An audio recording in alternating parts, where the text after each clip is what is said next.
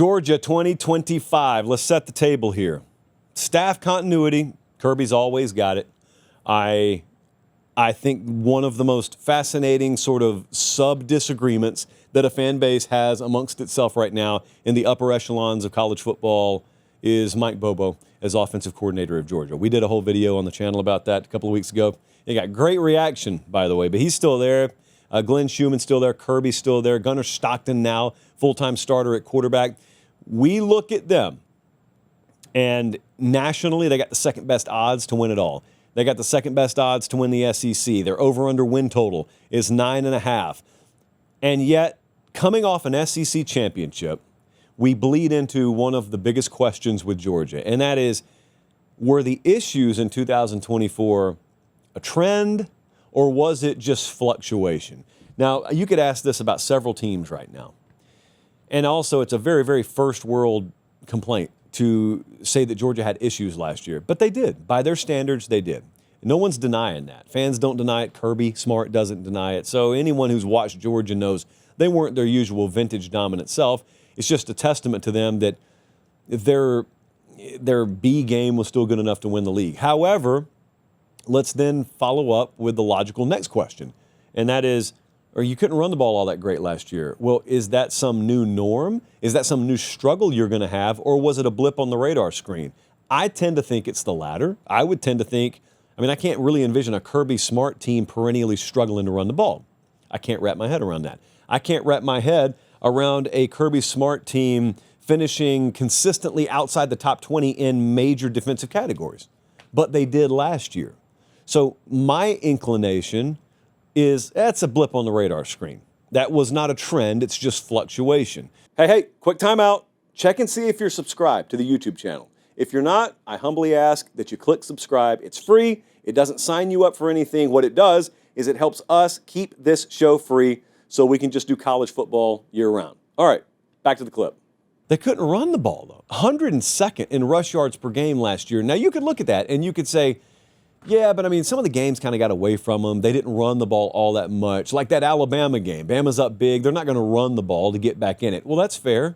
All right, so what about the quality when you did run it? Well, they were 84th in yards per carry. They weren't good at running the ball last year. So anyway, if that is all rectified, Georgia will probably win the league this year, if it's rectified. If it's not, and we get to the end of the road and it was more of the same, that's really concerning. And then all of a sudden you have a trend instead of just one little blip on the radar screen fluctuation-wise. Is this offensive line back to form? That's a question that sort of bleeds off of the first question I asked, because they replaced 4 starters, and yet they didn't attack the portal.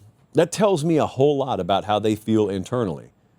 From the outside, I'm looking at it saying, man, that seemed like it was off a bit. Now you lose guys from that, and most of the country would panic and they would go to the portal. Well, they trusted their recruiting, they trusted their evaluation and development, and they trust that they've got the guys internally to play the way they need to play on the offensive line. They know a whole lot more about their team than I do, but that's why it's a question for me, because I need a higher level of play from them than I got last year. But it speaks a lot that they did not, because they did hit the portal on defense, but they really, really didn't go after it and attack it on the offensive line. And thirdly, just Gunner Stockton in general at quarterback. Of course, that's a question, but what is the Gunner Stockton era? If you're the quarterback at Georgia, you get your own era. We just came out of the Carson Beck era. It was what it was. Now we go into the Gunner Stockton era. We've seen him, limited sample size, but we saw him. But who did we see him against? Well, we saw him pressed into duty against Texas, one of the best defenses in the country, and he came from behind and won. I thought it spoke volumes that he was involved in what was essentially a pretty major car crash inside the 10-yard line in the SEC championship game. He just gets right back up, which just utterly insane. No airbags even.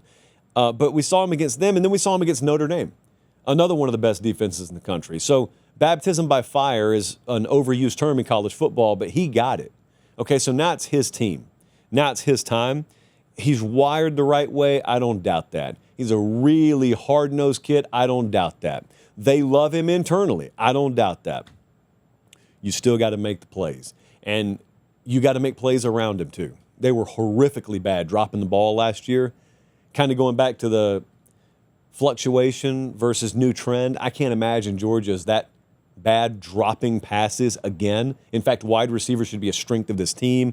So those are really, really big questions because this still has a shot to be a really, really high-level offense. It's just got to sound like that. It's got to click into place. What's the best position group on this team? We went back and forth internally on this. I think it's tight end. I mean, we're a couple of years removed from Brock Bowers in Athens, Georgia, and still, like we were saying when he was there, it ain't just Brock Bowers. He's got some really good players behind him. Well, they're still there. Oscar Delp is still there. Lawson Lucky is still there. Jaden Reddle, just top 100 kid from the 2024 cycle. They don't need him this year, but they'll have him, and he's really dynamic, and he would start for about 90 to 95% of the country. Just kind of a 3 at Georgia right now. A little different skill set than those other two have, but the wide receiver room could be the answer. Like if I didn't go tight end, I'd go wide receiver. They really, really overhauled that thing. That should not be a weakness. It should not be a concern. It shouldn't be a question mark. Wide receiver should also be a strength for them this year. The breakout player on this team is not going to be on the offensive side of the ball, however. It'll be Elo Medozi, which is a name that everybody inside the program has been sold on since the moment they went to the portal and got him out of Army.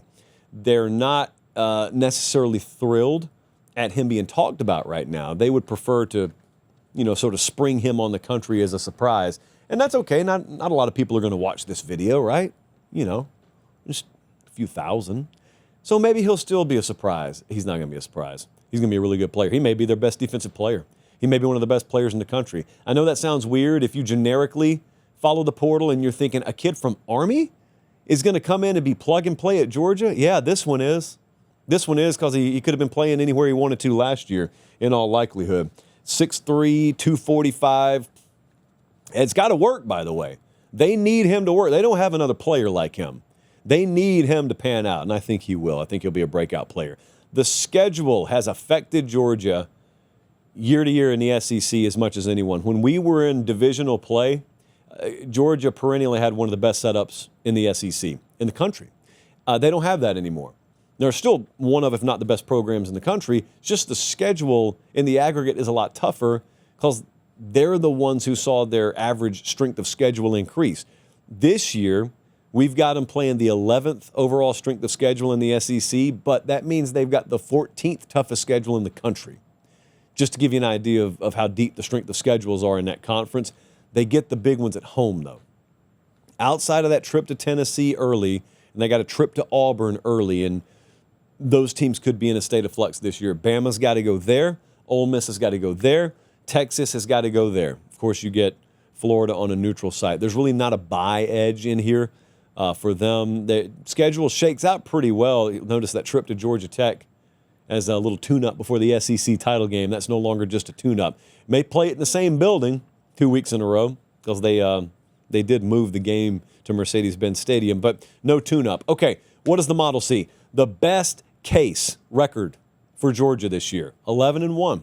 The model did not spit out 12-0. It thinks 11-1 on the high end for Georgia. Kirby's talked about this. This is not controversial. Kirby's talked about how different the schedule is. Sark's talked about that. It's just you're not really going undefeated in this league anymore. 11-1 is probably your ceiling. I got their worst case at 6-6. This takes a complete recalibration of one's mind because it's not a prediction that Georgia's going 6-6. I'm not insane. In fact, these aren't my predictions. This is the computer. I haven't even made my picks yet. But 6-6 is looking at how many second-year players are littered in their two deep, how thinner their competitive depth is than it was 3 or 4 years ago when your worst case would have been like 9-3, and how much tougher the schedule is for Georgia these days. And when you combine all those factors, if the absolute worst were to happen, you could go 6-6. Very, very unlikely, but mathematically that's in there.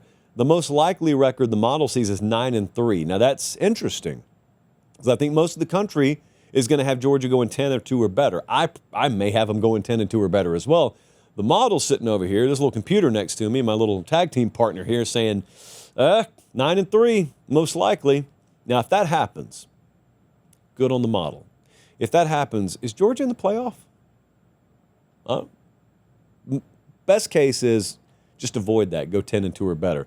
That's how we see Kirby Smart and the Dogs, at least right now in August.